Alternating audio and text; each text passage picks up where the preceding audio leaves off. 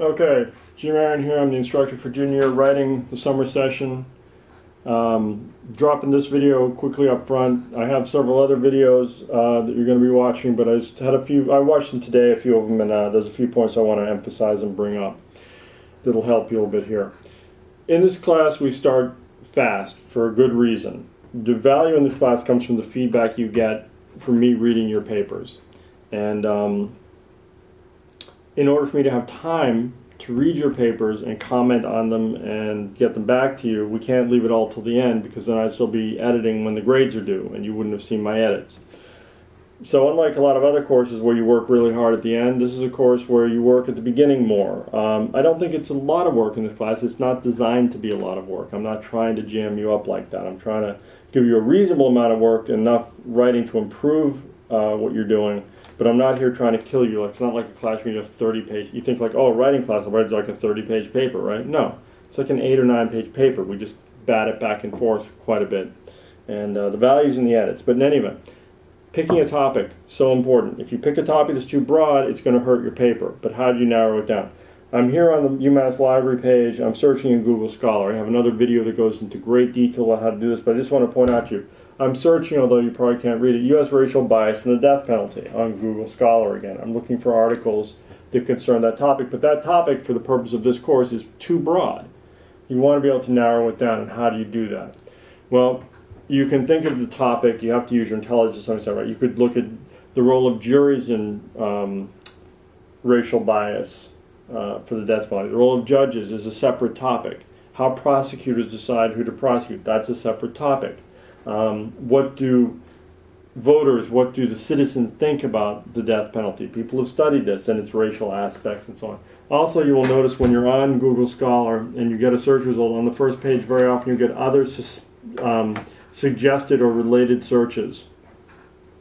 Going through these can be helpful to you.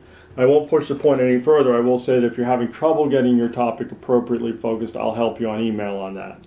But that's something I don't think the video where I talk about research doesn't probably highlight it enough, how important it is that you pick the right topic, and you pick the topic that is properly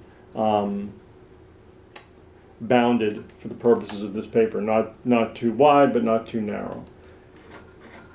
The rest of the quick talk here, I'm just going to go through this slide real quickly. I had to give a presentation on how this class was put together a month or two ago, and I was using this slide. So I want you to see a few things. It says we start fast. That's fine. We already went over that. But we need to address these 5 problems that tend to affect and beleaguer college writers. Not reading closely enough is a big problem. We've all done it, tried to write a paper on a topic we don't know enough about because we didn't really do the reading. In here, that's not going to work. You're going to actually really have to get into your articles and really understand your topics to produce good papers. You're going to do 3 article summaries to start with for your 3 articles, and then you're going to bind those together into a literature review that becomes the core of your paper.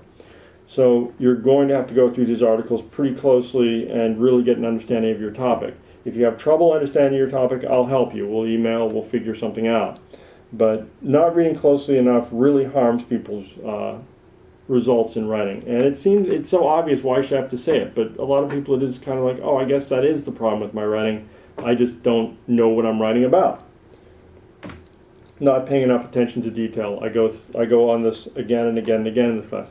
People get careless, people get sloppy, sometimes it's fatigue, sometimes it's things you know.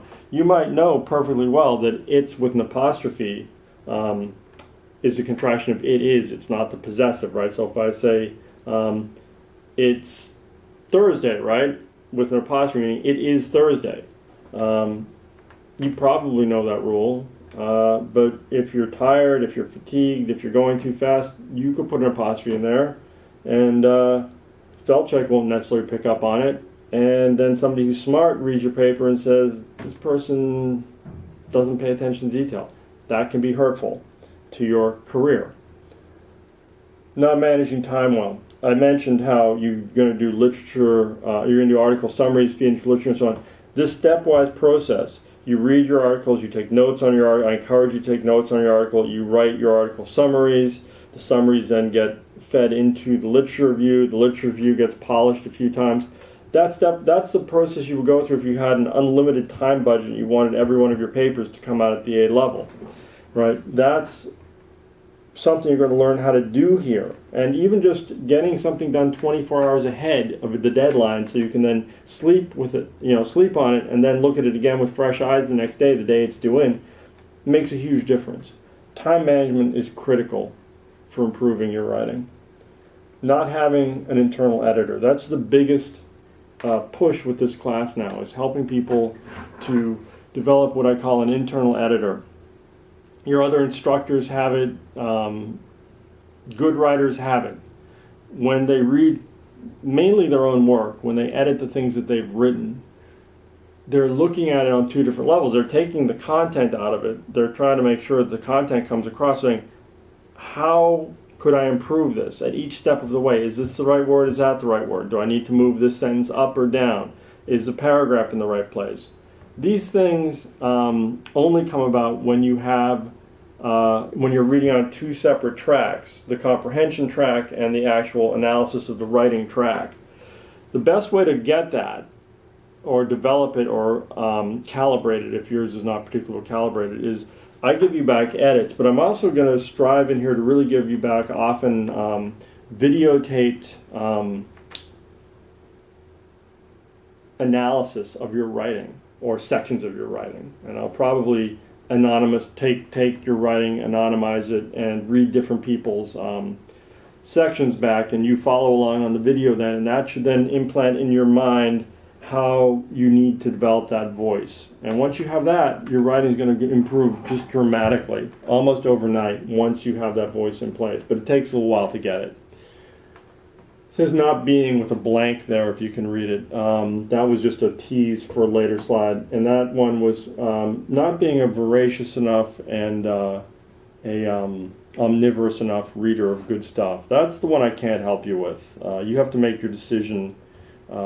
All good writers have read a lot of good writing, and you need to do that if you really want to move on from UMass and do something significant with in a career that involves, being a good writer.